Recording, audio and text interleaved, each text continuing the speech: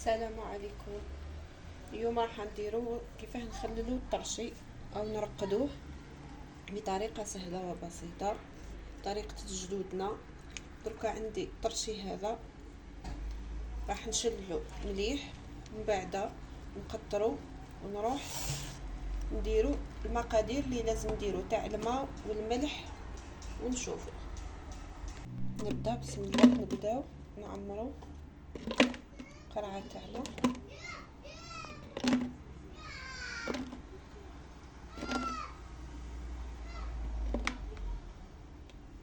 الفلفل هذا راهو غالي، كل منطقة وبداه يبيعو فيها. انا شريته ب20، يعني اللي راح ديرو كمشروع هي اللي تقدر تقيم بداه تبيعو. راح نرقدو لداري فقط.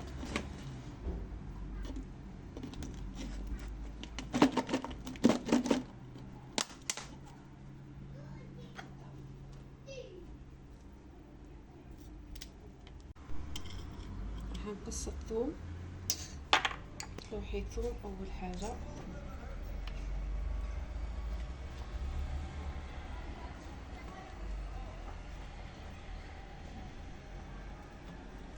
يعني ما تكثريش، مش لازم تكثري لها.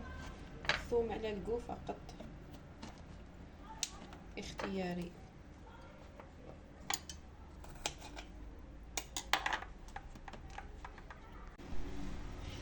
احنا بعد ما لحتي الثوم دركا ديري الملح. الملح نلوحو، لوحي 2 مغارف معمرين في كل قرعه، ولازم الطرشي لازم يكون مالح. الملح هو اللي حافظ عليه. بسم الله.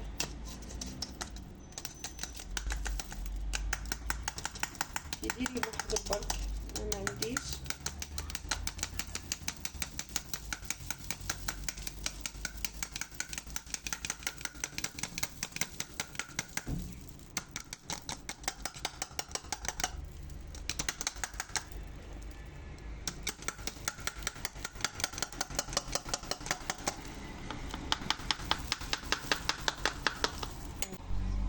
هذه المغرفه الثانيه.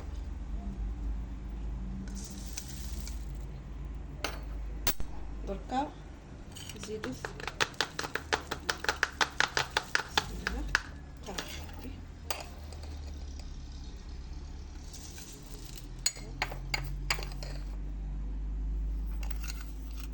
لازم مليانه. عندي نص كاس خل، تحبي ديري الابيض، تحبي ديري اللي ما عندهاش، عندها الاسود هذاك ديرو كيما حبيتي. نص كاس هذا راح نقسمه على 2، يعني 4 في قرعه و4 في قرعه. وكان دخول قارص راح يحافظلك على الحراره تاع الفلفل تاعك.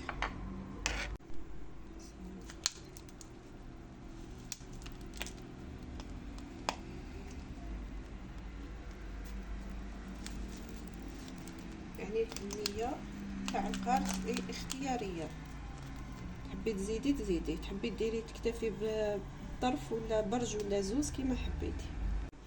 عندي نص كاس خل، تحبي ديري الابيض، تحبي ديري اللي ما عندهاش، عندها الاسود هذاك ديرو كيما حبيتي. نص كاس هذا راح نقسمه على 2، يعني 4 في قرعه و4 في قرعه. بسم الله. اللي عندها قرعه كبيره هاي دوبلي الكونتيتي، اللي راح تعمل قرعه تاع اطرا. هاي عندي 4، نزيد 4.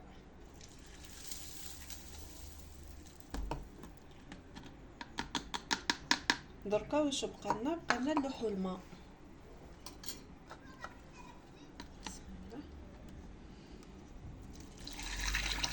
تلوحي الماء حتى تتعمر.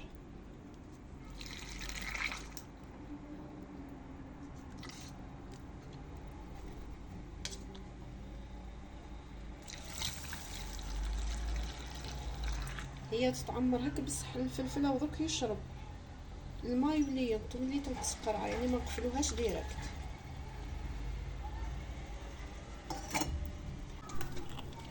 دركا نقفلو نخلطوهم.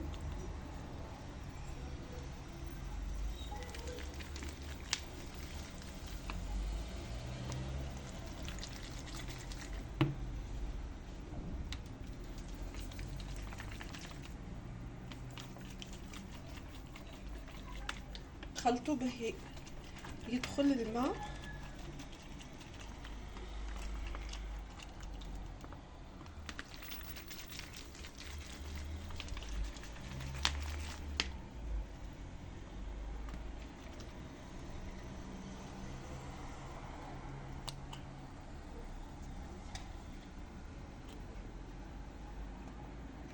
دركا بعد ما عمرناها بالماء ما تقفليهاش، خليها هكا محلوله حتى نص نهار ولا نهار كامل. علاه؟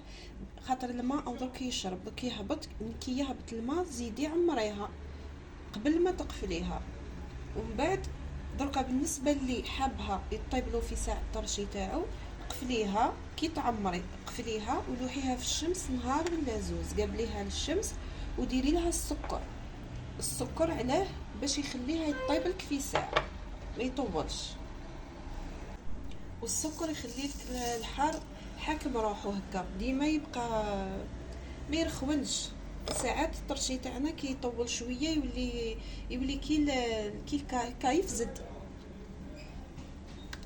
دركا ديري مغرف مغرف مغرف مغرف السكر.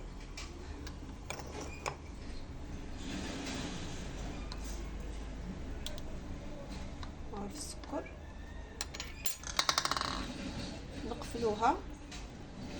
نقفلوهم. دركا كيما قلت لك، اللي حابه في ساعه يطيب لها تقابلو للشمس، واللي ماهيش حابه يطيب لها في ساعه وتحتفظ به لعام، ولا كاين يديروا كونتيتي كبيره ما تقابليهش للشمس، بالعكس حطيه في بلاصه تاع ظلمه، في بلاكار ولا في بوطاجي، ولا المهم بلاصه تاع ظلمه وخليه.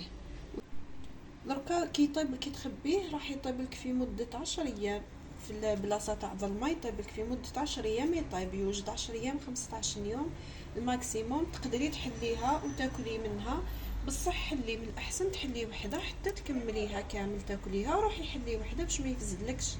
وكيما تفتحيها حطيها في الفريجيدار، كي تفوتي تفتحيها حطيها في الفريجيدار. الا كان حابه تزيد تطول لك ولا ما كيش راح تاكليها فتحتيها مش راح تاكليها، من الاحسن انك تبدلي لها الماء، فرغيه وعاودي لها ماء جديد. الماء ماء وملح وشويه خل فقط، ما ديريش الثوم ولا ما تزيديش تعاودي لها الثوم والقارص، ماء وملح فقط وراح تزيدي تستعمليها تاكليها. بالنسبه لثاني للماء، الماء عادي من الحنفيه عادي، مش حتى تسخنيه ولا دافي، ولا ماء عادي تاع الحنفيه هو اللي ترقدي به. ولا كان عجبتكم الوصفه جربوها، لا عجبتكم حطوا لي في التعليقات. هي وصفه راهي ناجحه، وصفه جدودنا ناجحه بربي ان شاء الله. ويبقى ثاني الطرشي وهذه المخللات راهم يدين، احنا نعرفوهم هكا بلي يدين، كاينه اللي تنجح لها كاينه اللي ما تنجح لهاش، بصح الوصفه هذه باذن الله راح تنجح لك. ونلتقي في وصفه اخرى ان شاء الله.